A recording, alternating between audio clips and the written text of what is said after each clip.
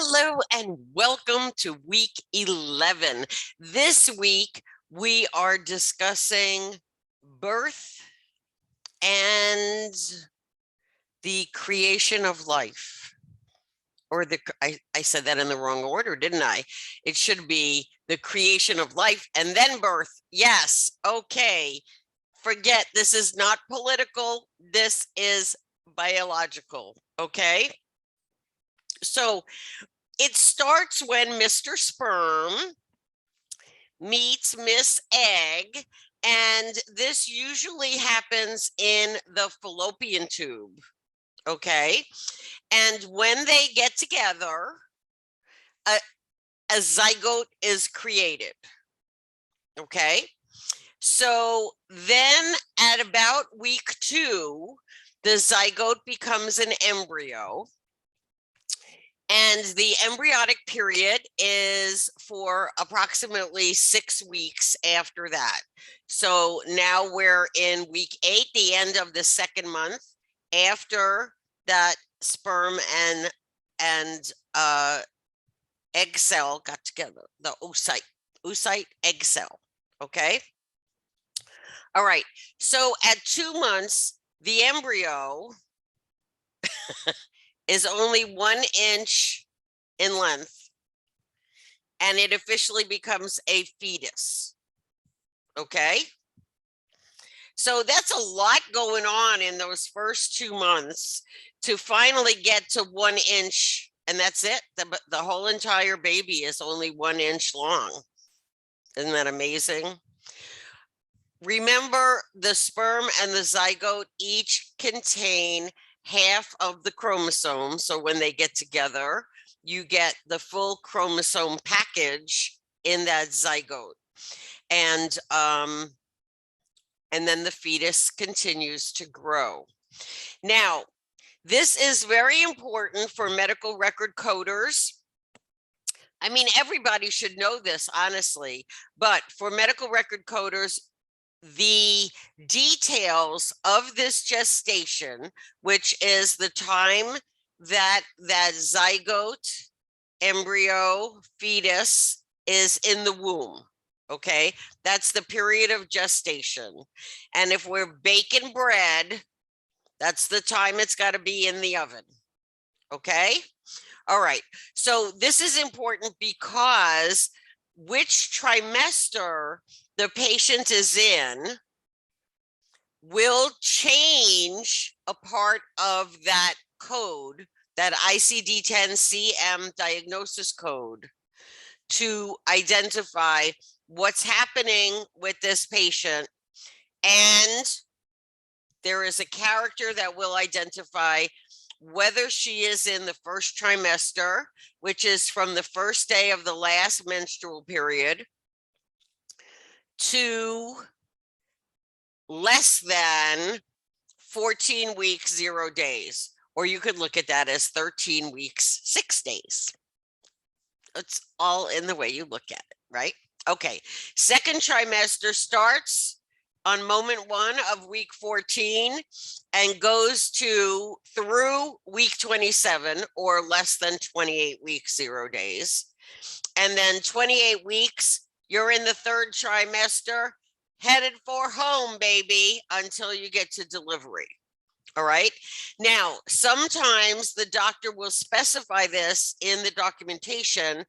Other times, you may have to look at the notes. For example, the physician, typically an obstetrician, will note how many weeks the woman is pregnant, and then you have to translate that into the trimester. Okay. All right. Also remember that pregnant women are not only seen for pregnancy issues, if they have a different issue, that, for example, a sprained ankle, they're not going to go to the obstetrician, they're going to go to the orthopedist or their regular family doctor. But you still have to report the pregnancy as incidental. It's a Z code, okay? Because pregnancy is systemic. What that means is the pregnancy involves the entire body of the mommy. And you probably already know this. Everything the mommy puts in her mouth, everything she eats, everything she does can directly affect the zygote, embryo, or fetus that is cooking inside. Okay, so that means everything is affected by this pregnancy. So you might say, how could a sprained ankle be affected by the pregnancy? Okay, I can tell you this, all right? The sprained ankle may be very painful. The physician needs to know that the woman is pregnant before he decides which painkiller to prescribe. Okay, another note, all right? Maybe she fell on her knee and they want to get an x-ray of her knee. They have to know she's pregnant because maybe the physician will decide not to do an x-ray to chance radiation on the zygote, embryo, or fetus. Okay, this all has to be documented because it directly affects the way the physician is going to treat the patient during this encounter. So obviously, if she's seeing the obstetrician and it's something about the pregnancy, easy peasy, that's pregnancy codes, okay? But if she is seeing the doctor for some other reason, another doctor for another reason, you must report pregnancy incidental, a Z code, in addition to the actual reason why the patient was there. Okay? All right. Other terms and measures that you need to know as a coder that are important when reporting a pregnant woman. Okay, or in this case, these all relate to the baby after the baby has been delivered. Okay, now the second the baby is delivered, the baby gets his or her own medical chart. All of these things have codes that will report the status, okay, of the neonate. Neo meaning new, Nate. So this is a baby that from the moment of birth to 28 days of age, okay, is considered a neonate. All right. Now, the baby was born premature. You probably heard that term, a premature baby or a preterm neonate, means that the gestation, the baby was born at least 28 completed weeks. So now we're talking about 28 weeks, 6 days or more, but less than 37 completed weeks, which is considered the average for a full-term baby. Okay. Post-term neonate, this is the bread was in the oven a little too longer than expected. It happens, okay? This is a neonate who did not want to come out and was actually in gestation over 40 completed weeks up to 42 completed weeks of gestation. This is 5 more minutes. This fetus kept hitting the snooze button, right? Okay. And then prolonged gestation of a neonate is a gestational period that has lasted over 42 completed weeks or 294 days. So, yes. Now, I think these are unusual. I mean, often a physician will talk about inducing labor, but these are still terms that are legitimate and explain important things because you know, or you should know, or you're learning that how much time the baby was in gestation that is different than what is considered normal gestation can affect the baby and the baby's health now and in the future. For example, we know that because the lungs are one of the last body systems to form in the fetus, a preterm or premature neonate is likely to have respiratory distress syndrome and problems with their breathing.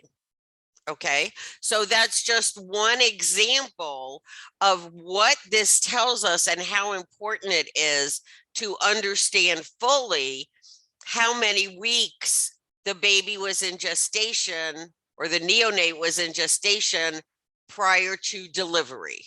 Okay, and yes, there are codes for every one of these and they must be reported because, as I said, they're going to have an impact on the current care for the baby as well as future care for the baby. Okay. All right. Now you're going to, if you haven't already, heard of two terms related to problems that the neonate, the baby, may have or may be identified. One is a genetic condition and the other is a birth defect. And you might think that these are the same things, but they're not. Okay. A genetic condition is an abnormality in one of the chromosomes that will pass down from mommy or daddy. Remember, we had half the chromosomes from daddy, half the chromosomes from mommy. They get together and make a zygote with all the chromosomes. Well, if one of those chromosomes are abnormal, you get a genetic condition. That's the gene, the chromosome. Okay. So if you've heard of a genetic condition, now, such as Down syndrome is known to be an abnormality of a chromosome, cystic fibrosis, Huntington's chorea, or Huntington's disease, sickle cell anemia, and muscular dystrophy. All of these are passed down from parent to child.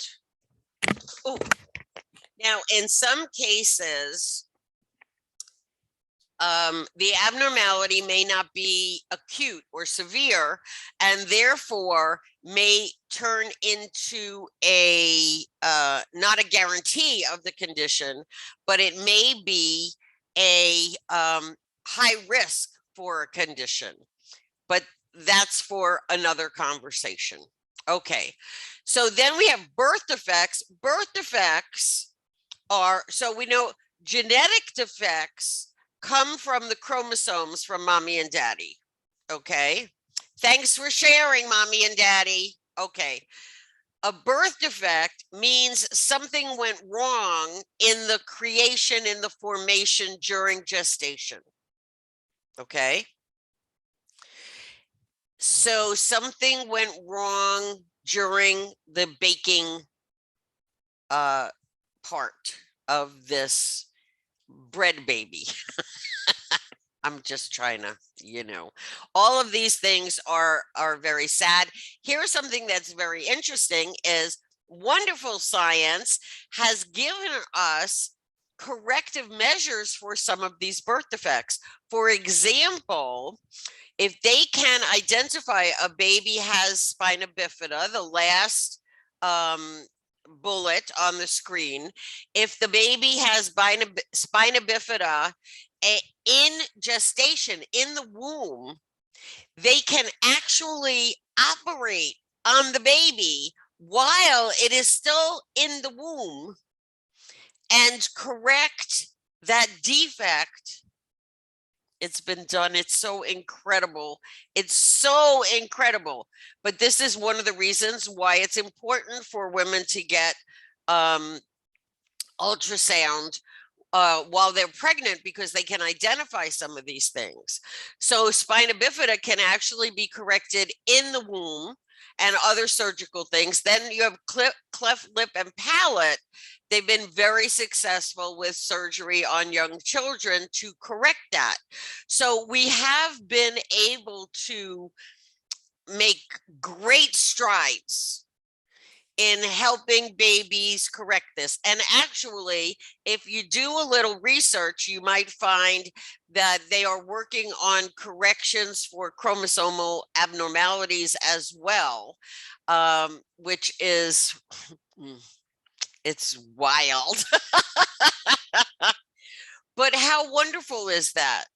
You know, they're using what they know about the human body to fix abnormalities so people can be born and have a good life, a normal life, not good life, a normal life.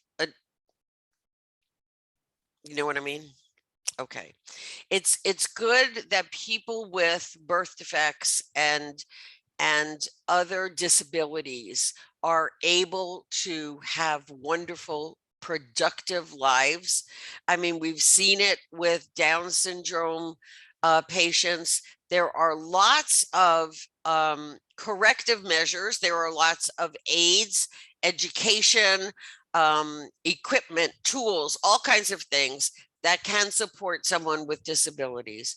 But I know that there is no mother or father in this world that might choose to have their child born without a disability as opposed to having to overcome or live with a disability. So it's a delicate conversation to have, but preventive care is so very important for all of us, grown adults. All right. You're reading this week, chapter 11, the beginning of life and childhood. Isn't that lovely? And you will learn and reread all about Mr. Spermy and Miss Oocyte, and they get married and make a zygote. Okay, do your homework. Also, in the course, oh my gosh, you can watch this for free on YouTube. It's only like an hour and a half. This movie, Baby Girl Scott, was produced in the late 80s, 1988, I want to say, by Lifetime. And it is a wonderful movie to look at the ethics of and the decisions to be made of dealing with a premature baby. Now we have come so far in helping premature babies, equipment that no longer crushes their chest so they could breathe and all kinds of other things. But it's a very good. John Lithgow and Mary Beth Hurt. It's wonderfully written. And I want you to look at the ethical happenings in this movie. I think it'll really open your eyes to the importance of ethics in healthcare. Okay. And if you have any questions, who should you call? Dr. Safian. Only don't call me, email me, because that's much better, because you can email me whenever you want. I will respond within 24 hours. We can email back and forth. We can make an appointment to talk on the phone, or we can Skype, we can Zoom, we can FaceTime. I'm here to support you. We can even do WhatsApp. Okay. All right. Have a wonderful day and enjoy everything.